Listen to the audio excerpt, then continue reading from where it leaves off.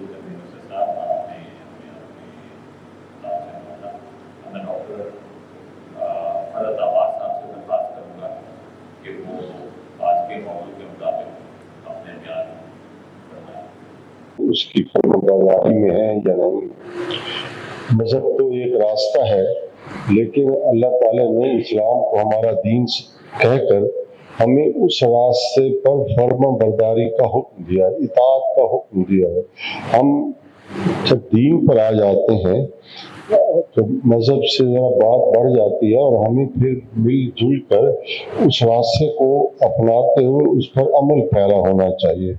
دیکھا یہ گیا ہے کہ ہم نام کے اسلام رکھنے والے تمام مسلمان بہن بھائی، ہم اس پر عمل پیرا نہیں ہیں، اس پیغام پر جو حضور پاک صلی اللہ علیہ وسلم نے ہمیں عطا فرمایا، جو اللہ تعالیٰ نے پسند فرمایا۔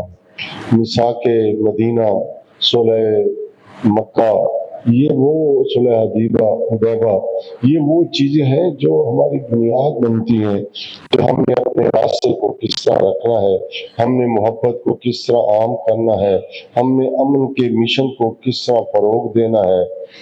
تو اسلام امن و راستے کا ایک سلسلہ ہے، ایک دین ہے، ایک راستہ ہے جس پر ہم نے ہر حال میں عمل کرتے ہوئے اپنی زندگی گزارنی ہے۔ آج کے مسائل اس لیے ہم پر حاوی ہیں کہ ہم نے وہ راستہ چھوڑ دیا ہے۔ اگر ہم انفرادی طور پر اور اجتماعی طور پر اپنے اعمال، اپنے دین اسلام، اپنا وہی مذہب جو حضور پاک صلی اللہ علیہ وسلم نے حضرت اعظم سے چلتا ہوا تکمیل کی طرف جب پہنچا تو وہ اس کا نام اللہ تعالیٰ نے دین رکھ دیا، اس پر اگر عمل پیرا ہو جائے تو میرا خیال ہے ہم سب کا خیال ہونا بھی چاہیے کہ ہم صراط مستقیم پر چلتے ہوئے فلاح پا جائیں گے۔ فلاح کا راستہ صرف دین اسلام ہے۔ فلاح کے لیے ہمیں اپنے اطوار بدلنا ہوں گے، اپنی اقدار کو درست کرنا ہوگا، اپنے آباء کی ان کار فرمائیوں کو اپنے ساتھ رکھنا ہوگا جن کی وجہ سے ہم اسلام کے علم بردار ہیں۔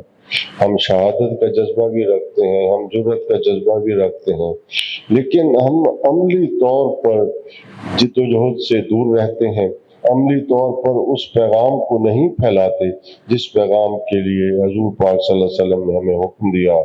آئیے مل جل کر ہم امن و آشتی کے لیے اور امن کے ساتھ ساتھ محبت کے لیے اور صراط مستقیم کے احیاء کے لیے کچھ کام کریں، اور آج کی اس ٹاپک کے حوالے سے عہد کریں کہ ہم دین اسلام پر عمل پیرا ہیں۔ وما علینا الا البلاغ۔